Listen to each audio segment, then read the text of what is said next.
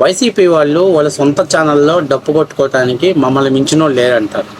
వాళ్ళకు సరైనటువంటి వాడు కానీ తగిలితే ఖచ్చితంగా చెప్తున్నా 3 చెరువులు నీళ్లు తాగుతారు, ముచ్చెమటలు పడతాయి వాళ్ళకి. ఎంతసేపు ఉన్న తెలుగుదేశం పార్టీకి ఎన్టీఆర్ గారికి ఎన్నిపోటు పొడిచారు అది ఇదని చెప్పేసి మాట్లాడతారు. మరి నిన్న శివకుమార్ గారు మాట్లాడారు, వైఎస్ఆర్ కాంగ్రెస్ పార్టీకి వ్యవస్థాపకుడిని నేను, నా పార్టీలో జగన్మోహన్ రెడ్డి చేరాడు, ఆ తర్వాత ఆ పార్టీని నా నుంచి లాక్కున్నారు, ఆ పార్టీ నాది, నిజమైనటువంటి పార్టీ నాది. అయితే నేనేదో చిన్న తప్పు జరిగిందని ప్రశ్నిస్తే వాళ్ళు నన్ను నన్ను పార్టీలో నుంచి సస్పెండ్ చేసేశారు అని చెప్పేసి మాట్లాడారు. రాజకీయాలలో ఇది సహజంగా ఉండేటువంటిదే. మన పైన ఉండే వాళ్ళకి గులాములు చేయాలి, సలాములు చేయాలి, వాళ్ళ కాళ్ళు నొక్కాలి. తర్వాత బయటికి వెళ్ళి వాళ్ళ గురించి చండాలంగా మాట్లాడినా కూడా వాళ్ళకి గౌరవం ఇస్తారు, ఎందుకంటే మన ముందు పొగుడుతున్నారు కదా. కానీ నిజమైనటువంటి వాళ్ళు ఏంటంటే అక్కడే అడిగేస్తారు. తర్వాత వాళ్ళ నాయకుడి మీద ఏదైనా మాట పడితే వాళ్ళు చిచ్చర పిడుగుల్లాగా చెలరేగిపోయి వాళ్ళని చీల్చి చెండాడతారు. కాకపోతే ఏంటంటే వీళ్ళు మన మొహాన్ని అడిగేశారు, ఈడంతా, ఈడి స్థాయి అంతా, ఈడి బతికేంతా, ఈడు మనల్ని ఇలా మాట్లాడుతున్నారని చెప్పేసి అనుకుంటారు. సరే, ఇది సహజంగా ఉండేటువంటి విషయం, అన్ని పార్టీల్లో ఉన్నదే. అదేమి ఒక వైసీపీ పార్టీలోనేం కాదు, కానీ ఇప్పుడు అన్ని పార్టీల్లో మేము ప్రత్యక్షంగా చూస్తూనే ఉన్నాం. అయితే ఒక విషయం గుర్తుపెట్టుకోవాల్సింది ఏంటంటే, ఒక వ్యక్తి మనల్ని అడిగాడంటే దాని అర్థం 100% వాడి ఆత్మగౌరవం దెబ్బతింటేనే అడిగాడనేది మనం అర్థం చేసుకోవాలి. అటువంటి అలా దెబ్బతగిలిన చోట అలాంటి వాళ్ళని సముదాయించుకొని పార్టీలో సమర్థవంతంగా ఉపయోగించుకోగలిగితే పార్టీ అనేదానికి అక్కడున్న నాయకత్వానికి సంస్థానం జరిగింది. ఆడంతలో ఆడి పోతే పోయాలి అనుకుంటే ఆడొక్కడే ఖచ్చితంగా చాలా పెద్ద, అంటే పార్టీకి ఒక కఫర్ట్ని కోల్పోయినట్టు అవుతుంది. సో ఇప్పుడు పాపం శివకుమార్ పరిస్థితి అలాగే తయారైంది. సో ఇప్పుడు పార్టీలో అది ప్రశ్నించారని పార్టీ అతను సస్పెండ్ చేసేసింది. తాజాగా శివకుమార్ హైకోర్టుకి, సుప్రీంకోర్టులో ఒక వాద్యం దాఖలు చేశాడు. అసలు జగన్మోహన్ రెడ్డికి వైసీపీ పార్టీకి సంబంధం ఏంటి? ఎవరయ్యా ఈ జగన్మోహన్ రెడ్డికి ఏం సంబంధం? పార్టీ వ్యవస్థాపకుని నేను అని చెప్పేసి ఆయన ఒక ఫిల్ దాఖలు చేశాడు. ఇప్పటిదాకా వైసీపీ అందరి మీద వాద్యాలు దాఖలు చేసేది. వాళ్ళ చరిత్ర చూడండి, వీళ్ళ చరిత్ర చూడండి, వాళ్ళ బతుకులు చూడండి, వీళ్ళ బతుకులు చూడండి అని చెప్పేసి వాద్యాన్ని దాఖలు చేసేది. సో తాజాగా వైసీపీకి ఫస్ట్ టైం వైసీపీ బాటలోనే ఒక అతను కౌంటర్ ఇచ్చాడు. సరే, ఇప్పుడు వైఎస్ఆర్సీపీ పార్టీ వాళ్ళు మా పార్టీని స్థాపించింది జగన్మోహన్ రెడ్డి, మా పార్టీ వ్యవస్థాపక అధ్యక్షుడు జగన్మోహన్ రెడ్డి అనుకుంటారు. అంటే వాళ్ళకి శివకుమార్ అనే వ్యక్తి పార్టీ స్థాపించారనేటువంటి ఆలోచన కూడా లేనటువంటి పేటీఎం గొర్రెలు. ఇప్పుడు తాజాగా ఇదే ప్రశ్న వేరే దగ్గర మైకుల ముందు మనోడు వీడి మొబం నా అంతటోడు లేదనుకుంటాడు, వీడు మొత్తం సర్వం మేధావి అనుకుంటాడు. మనోడు ఏకెక్కిన మీడియా ముందుకు వచ్చేసి నేనేదో పగలదిద్దామని చెప్పేసి వచ్చేసాడు. అయితే మీడియాలో ఉన్న వ్యక్తి కరెక్ట్గా అడగటంతో నీళ్లు నమ్ముడుతో ఏం సమాధానం చెప్పకాలో తెలియక మీడియా ముందు తెల్లమొహం వేసేసాడు. ఒకసారి చూడండి, ఆ వీడియో చూడండి, మామూలుగా ఉండదు ఆ వీడియో.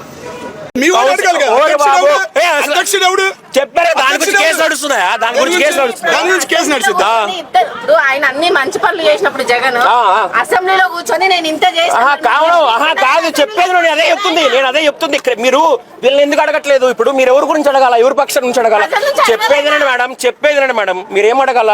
అప్పో గెలిచినోడిని అయ్యా నువ్వు ఇది చేయట్లేదు అని చెప్పి ఓడిపోయి 2 సంవత్సరాలు అయిపోయినా ఇంకా జగను నువ్వు చంద్రబాబు నాయుడు అడగండి అదే క్వశ్చన్.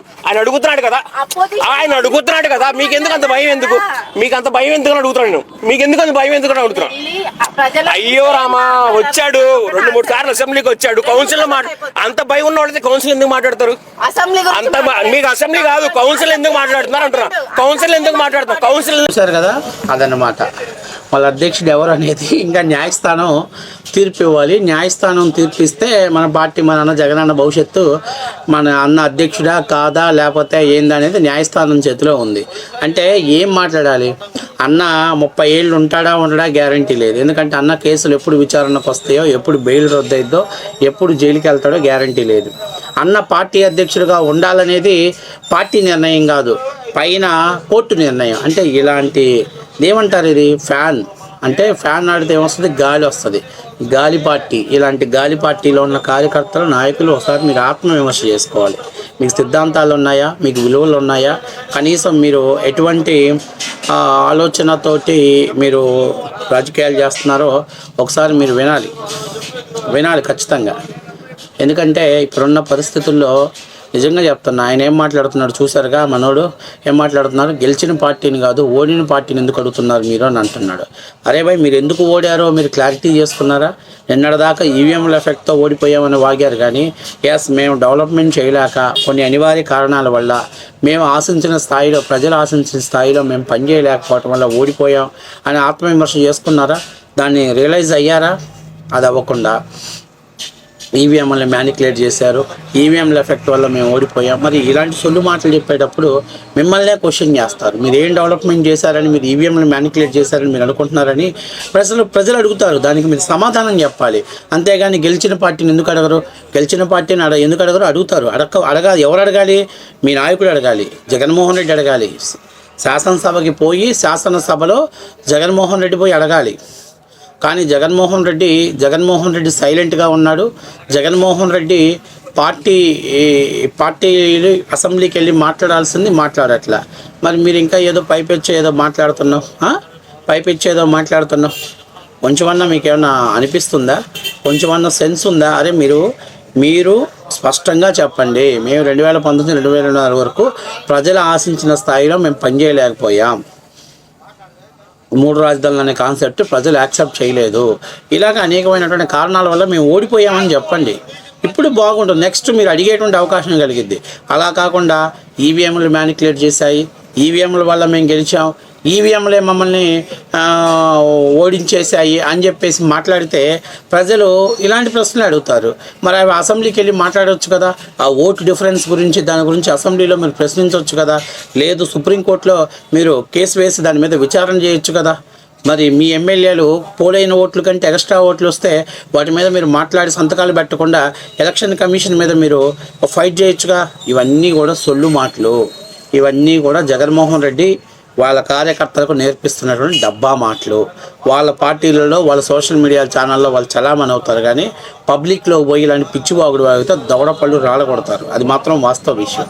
అందుకనే వీళ్ళు వాళ్ళ మీడియాలలోనే, వాళ్ళ సొంత ఛానల్లోనూ, వాళ్ళ యూట్యూబ్లోనూ డబ్బా కొడతారు తప్పనిచ్చి ఇంకా ఏ ఒక్క బయట ఛానళ్ళకు పోయి పనిచేసినా వీళ్ళు ఔలాగాళ్ళు అవ్వటం అనేది సర్వసాధారణం జరిగిద్ది. అంత పెద్ద వైసీపీ యూట్యూబర్ అయినా చివరికి అవులా అవ్వాల్సింది. ఎందుకంటే వాళ్ళ దగ్గర సబ్జెక్ట్ లేదు, సబ్జెక్టు శూన్యం. కేవలం వైసీపీ పైనుంచి స్క్రిప్ట్ పంపించిద్ది. ఆ స్క్రిప్ట్ని మాత్రమే వీళ్ళు తూచా తప్పకుండా అమలు చేసి, తూచా తప్పకుండా పాటించి ఇక్కడ మాట్లాడుతూ ఉంటారు. ఎక్కడ ఏమీ లేదు. 100కి 100% ఇక్కడ ఉన్నటువంటి వాళ్ళు కేవలం పైన పేమెంట్ పంపిస్తే కింద మురిగే కుక్కలే తప్పనిచ్చి వీళ్ళకి రాష్ట్ర సమస్యల గురించి కానీ, రాష్ట్ర ప్రజల భవిష్యత్తు గురించి కానీ అవగాహన లేనటువంటి పేటీఎం కూలోళ్ళు అనేది వాస్తవ విషయం. ఇప్పుడు ఆయన అంత సీరియస్ అవుతున్నావు కదా, నేను ఒకటే మాట నేను క్లియర్గా అడుగుతున్నా. 2019-2024 వరకు అంత అభివృద్ధి చేస్తే మీకు 11 సీట్లు ప్రజలు ఎందుకు ఇచ్చారు? దాని మీద మీరు అసలు ఎప్పుడైనా బేరోజు వేసుకున్నారా? దాని మీద మీరు ఎక్కడైనా ఒక సర్వే కానీ నిర్వహించుకున్నారా? 2024 ముందు ఎలక్షన్స్ ముందే జగన్మోహన్ రెడ్డికి ఇప్పటికి ఎలక్షన్స్ వెళ్తే తెలుగుదేశం పార్టీ 130 సీట్లు గెలుస్తుంది అనేది స్వయాన వాళ్ళ పార్టీ సర్వే రిపోర్టే ఇచ్చింది. అది జగన్మోహన్ రెడ్డి తెలుసు కాబట్టే వై నాట్ 175 నినాదం తీసుకొచ్చాడు, దాన్ని ప్రస్తావించాడు. కానీ ఇక్కడ మీరు తెలుసుకోవాల్సింది, జగన్మోహన్ రెడ్డి ఓడిపోతాడనేది 2023లోనే ఆయనకి స్పష్టంగా ఇంటెలిజెన్స్ రిపోర్ట్ ఇచ్చిందనేది వాస్తవ విషయం. దానికి నిదర్శనమే పట్టభద్రుల ఎమ్మెల్సీ ఎలక్షన్స్ అనేది వాస్తవ విషయం.